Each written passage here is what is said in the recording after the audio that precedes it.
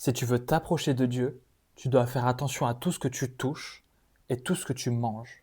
En Lévitique 11 à 15, pour s'approcher de Dieu, le peuple devait être pur. Mais qu'est-ce que ça signifie vraiment? Certains pensent que la pureté, c'était juste une question de santé ou d'hygiène. Il est vrai que les lois étaient peut-être là pour éviter certaines maladies liées aux animaux, comme le porc ou les crustacés. Peut-être aussi c'était pour respecter un certain ordre créationnel.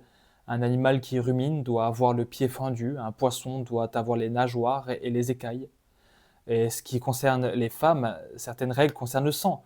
L'objectif était de les protéger durant leur période de règles. Ce n'est pas seulement une question de logique médicale ou de propreté. L'idée principale, Dieu voulait créer une distinction claire. Pur et impur, saint et profane, tout était concerné. Nourriture, vêtements, santé.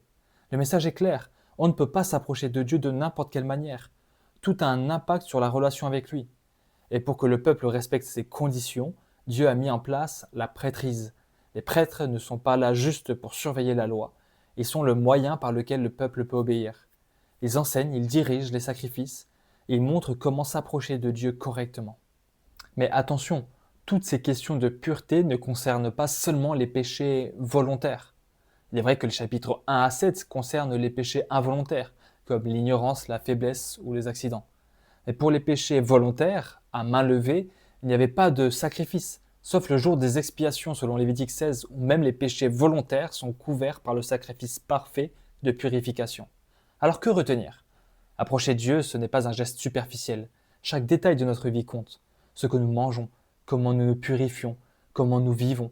Et tout cela pointe vers Jésus-Christ, le grand prêtre parfait qui a rendu possible pour nous une approche de Dieu libre et parfaite, sans qu'on ait à suivre tous les rituels matériels, mais en transformant notre cœur, en purifiant notre cœur.